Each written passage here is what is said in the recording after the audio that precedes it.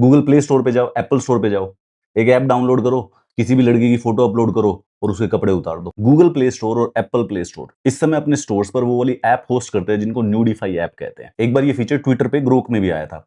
किसी भी लड़की की फोटो डालो, उसको प्रॉम्प्ट दे दो कि remove the clothes, make her wear undergarments.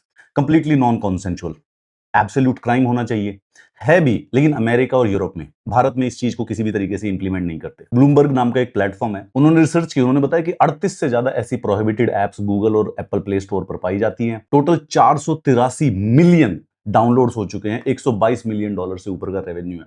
आप भी अगर कभी सर्च करते होंगे तो इस प्रकार के एडवर्टीजमेंट्स हैं। फ्री एआई क्रिएशन टूल, लेकिन एक्चुअली में आपको सिग्नल दिया जाता है थोड़ा सा दबी दबी बातों में कि वो थोड़ा सा किस प्रकार से उस पे वो सेक्सुअल कंटेंट बनाने के लिए है। लिटरल पीडोफिलिया को प्रमोट करती हुई ऐसी ऐप गूगल और ऐप स्टोर दोनों के ऊपर पाई जाती है। अच्छा, गवर्नमेंट डिस्पाइट हैविंग पावर इसके ऊपर कुछ करती नहीं है।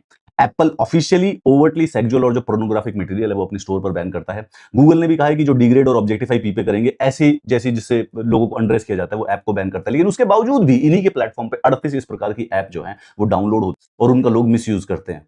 तरीका सिंपल ये है कि किसी भी ऐप को वो इमेज जनरेटिंग सॉफ्टवेयर की तरह बेच देते हैं और एक थोड़ा सा सेक्सुअल इंटेंट वाला फोटो उसमें उसके बाद जो ये गूगल और एप्पल होते हैं, जब भी कोई वहां पर सर्च करता है इमेज जनरेशन के लिए तो जान के एल्गोरिथमिकली उन्हीं एप्स को पुश किया जाता है। टारगेटेड एडवर्टीजमेंट्स चलती हैं। अब देखो इंडिया में कितना सब कुछ सस्ता है, पॉर्न बेचना, सेक्स बेचना। वो नहीं, वो शिल्पा शेट्टी का पति वो भी कुछ पॉर्न वॉर्न बेच रहा था, उसके बाद वो भी यूएसए में सीधा टेक इट डाउन एक्ट बना हुआ है कि गूगल और एप्पल के ऊपर लीगल ऑब्लिगेशन है अपने प्लेटफॉर्म पे होस्ट न होने देना।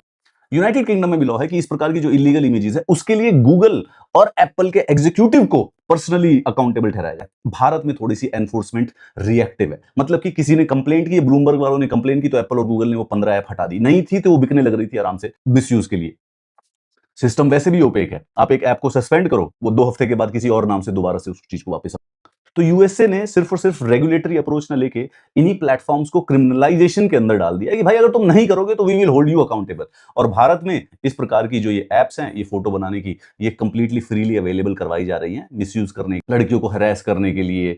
एंड मोर इंपॉर्टेंटली ये जो पॉर्न की जो कल्चर है उसको इस प्रकार से नॉर्मलाइज करने लग रहे हैं इंडिया का यूथ, क्योंकि अंदर कैंसर कैसे डाला जाएगा? अंदर कैंसर दो ही तरीके से डलता है, या तो ड्रग्स डलवा दो या फिर पॉर्न डलवा दो। गूगल प्ले स्टोर और एप्पल स्टोर यूएस और यूके में तो भाई साहब ये एकदम स्टैंडिंग पोजीशन में सलाम मारते ठुकेंगे, लेकिन यहां पे जितना बर्बादी हो सकती है तब तक पैसा खींच लो। ऐसा नहीं है जुडिशरी के पास पावर नहीं है, जब इनका मन करता है तो पूरे एनसीईआरटी को पूरे इंटरनेट से उड़वा देते हैं। केजरीवाल का केस चल रहा है तो जज साहिबा ने वो सारे वीडियो ही हटवा दी कि हटाओ, और तब दौड़े दौड़े दौड़े दौड़े हटाते हैं। जब गरीब लड़के लड़कियों की बात होती है तो ठीक है भाई, उनके लिए तो एक्सप्लॉयटेशन करते रहो, जब तक कोई आवाज नहीं उठाएगा ऐसी तैसी करवाओ।